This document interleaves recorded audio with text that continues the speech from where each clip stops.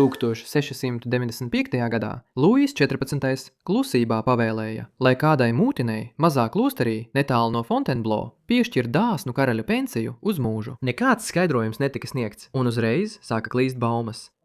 Daži čukstēja, ka viņa ir karaļa ārlaulības meita, citi apgalvoja vēl skandalozāku lietu, ka viņa ir melnādaina vai pat karalienes slapenais bērns. Tātad, kas bija noslēpumainā Morais melnādainā mūķene un kāpēc Francijas karalis viņu aizsargāja?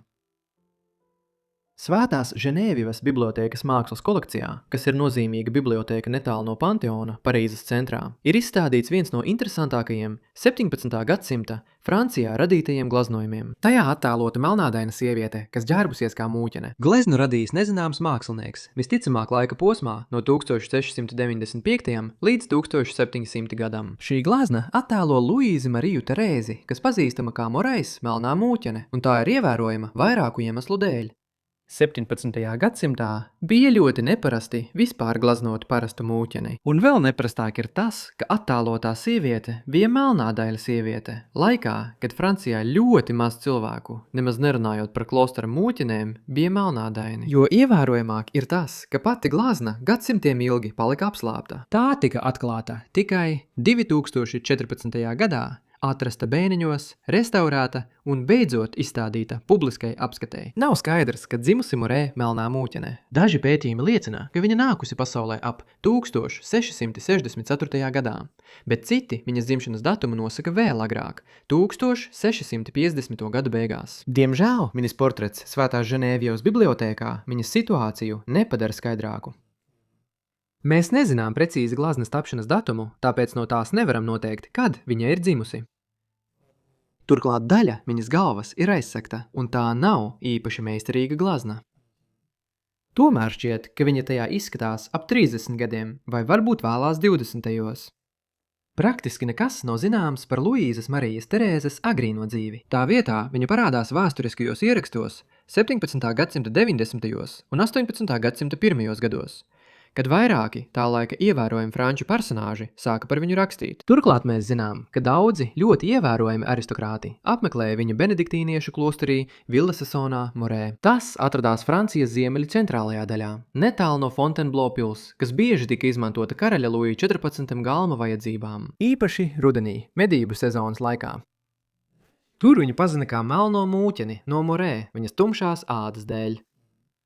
More un mori bija termini, kurus viduslaiku un agrīno jauno laiku Eiropā regulāri lietoja, lai apzīmētu tumšādainas vīriešus un sievietes. Jautājums ir, kāpēc melnādaina sieviete bija kļuvusi par mūķeni klosterī Ziemeļfrancijā? Un kāpēc tik daudz aristokrāti vai nu rakstīja par viņu, vai arī apmeklēja viņu? Atbilde bija saistīta ar Francijas karali un karalieni.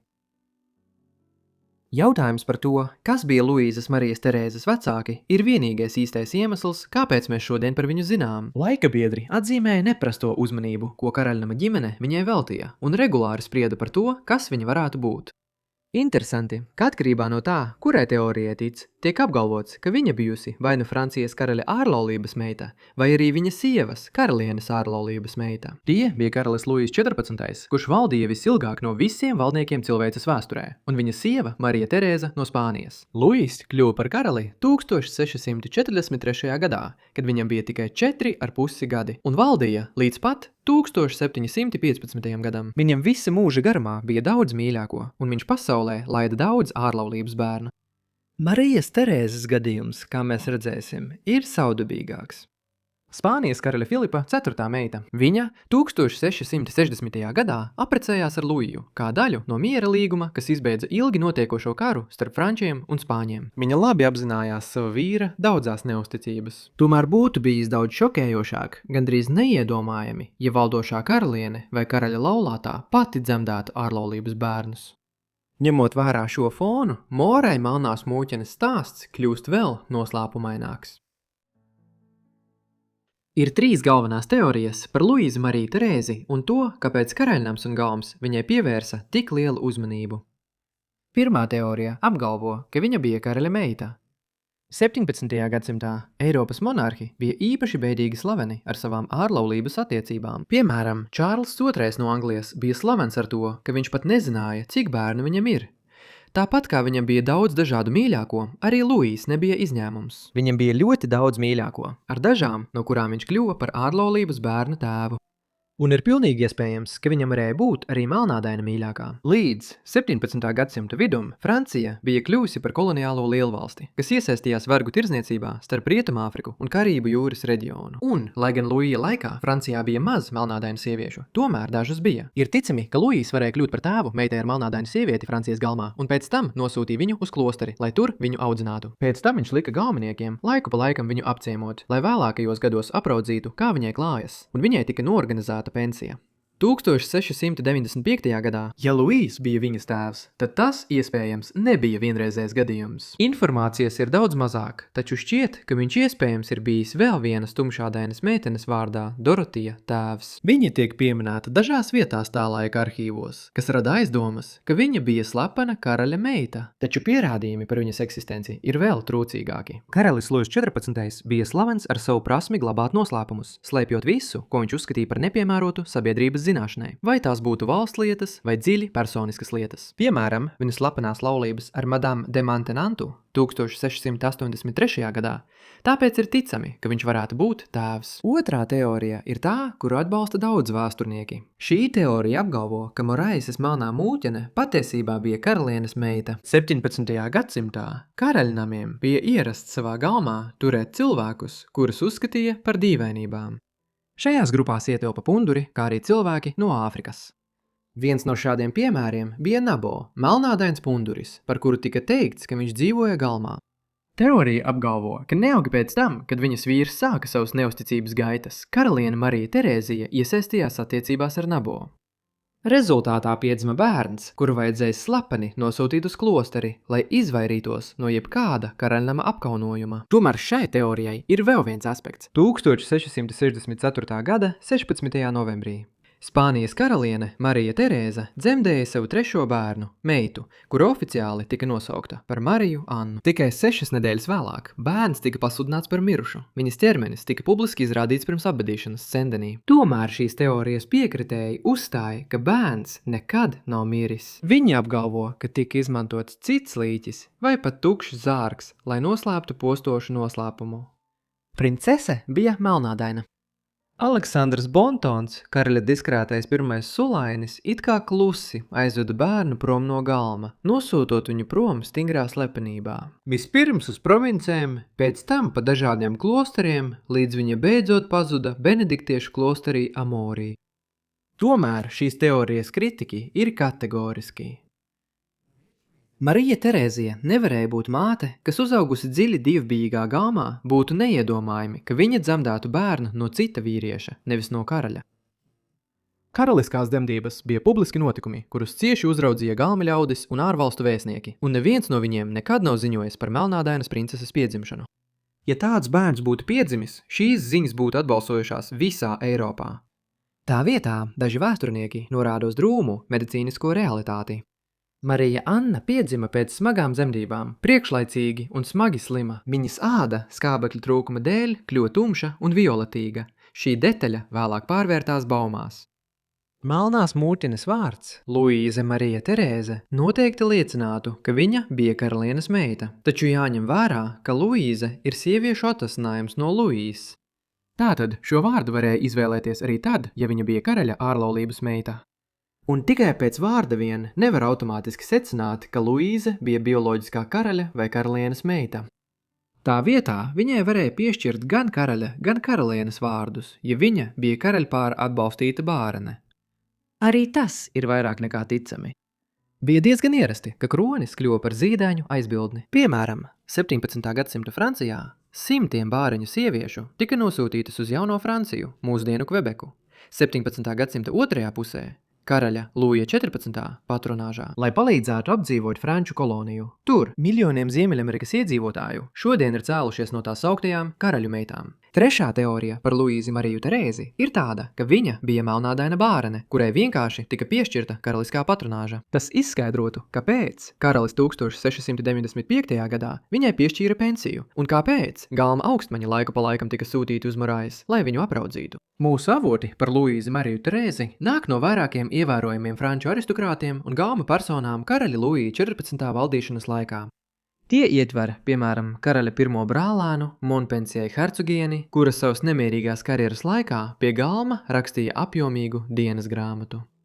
Šajos pierakstos norādīts, ka papildus pensijas piešķiršanai karalis bieži sūtīja cilvēkus uz Morē, lai apraudzītu melnādaino mūķeni. Karaliene tajā laikā jau sen bija mirusi, priekšlaicīgi aizgājusi mūžībā 1683. gadā, tikai 44 gadu vecumā. Šie pieraksti iet vēl tālāk, apgalvojot, ka Luīza tika kristīta galmā pirms viņu diskrēti aizveda uz klosteri, kur viņa tika īpaši labi izglītota. Mēs to zinām, jo saglabātās vēstules liecina, ka viņa varēja viegli lasīt un rakstīt. Neapšaubāmi, labāko aprakstu par melnās mūķenes dzīvi sniedza Louis de Rouvois, Saint-Simona hercogs, ievērojams galvenieks un memoāru autors 17. gadsimta beigās un 18. gadsimtā. Šie apjomīgie dienas grāmatu pieraksti tiek uzskatīti par labāko Luija 14. un Luija 15. galma aprakstu. Diemžēl arī viņš nebija pārliecināts par klostera slavenākās iemītnieces Luīzes Marijas Terēzes izcelsmi. Viņš norādīja, šķiet, ka šajā klosterī ir tumšādaina sieviete, mauriete, kuru tur ļoti jaunu bija ievietojis Bontons, karaļa sulainis.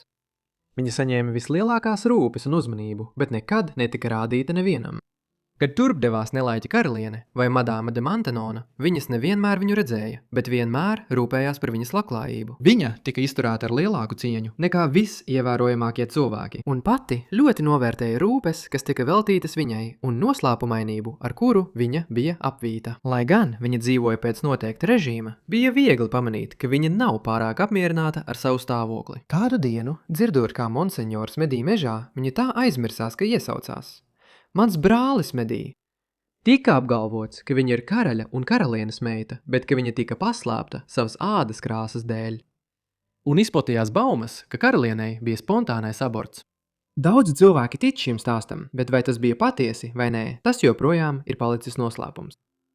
Tādējādi pat tāda ievērojama galma persona kā Saint-Simons, kuram bija pieeja daudziem cilvēkiem, kas varēja zināt par karaļa un karalienes personīgajām lietām, nevarēja pateikt to droši. Kāda bija patiesā situācija ar Mūres melno mūķeni? Luīza Marija Terēzes vēlākā dzīve ir gandrīz tikpat neskaidra kā viņas agrākā dzīve. Kā jau minēts, karaliene bija mirusi jau sen, līdz 17. gadsimta beigām, bet Luīs 14. nodzīvoja līdz 1715. gadam. Pēc tam karaļa galmam bija maz iemeslu uzturēt kontaktus ar noslēpumaino sievieti Moras klosterī. No tā brīža mēs gandrīz neko nezinām par viņas darbībām. Tomēr tas nav pārsteidzoši, ņemot vērā, ka mūķenes dzīvoja privātu, noslēgtu dzīvi, lielākoties aiz slēgtām sienām. No tā, ko var secināt, šķiet, ka viņas dzīve ārēji bija parasta. Dienas tika pavadītas lūkšanās, lasīšanā un klostera ikdienas darbos. Lai gan privilēģijas, kuras viņa baudīja, izcēla viņu citu vidū, norādot uz saitēm ar karaļa galmu, kas nekad pilnībā nezuda. Viņas pašas rakstīts dokuments no 1725. gada aprīļa apliecina, ka viņa turpināja dzīvi klosterī arī savos 60 gados. Pēdējais saglabājies dokuments, ko viņa parakstīja, ir datēts ar 1730. gada 10. janvārī. Tiek pieļauts, ka viņa mirusi 1732. gadā, taču arī to nevar droši apstiprināt. Tomēr tas ir ticami, jo tajā laikā viņai būtu bijuši apmēram 70 gadi, kas pēc 18. gadsimta sākuma standartiem jau ir vecums. Mūsdienās Morisas melnās mūķenes jautājums ir aizrāvis cilvēku iztēli. Rakstnieki un vēsturnieki ir izteikuši dažādas spekulācijas par to, vai kāda no teorijām par viņas izcelsmi ir bijusi pareiza. Franču rakstnieks Pierre Marie de Jols 1978. gadā savā grāmatā Nabot or le masque de fer izvirzīja sarežģītu teoriju. Šajā darbā de Jols centās savienot leģendāro stāstu par vīru dzelzs maskā, par kuru 19. gadsimtā rakstīja Aleksandrs Dimā, ar Moresas melnās mūķenes stāstu.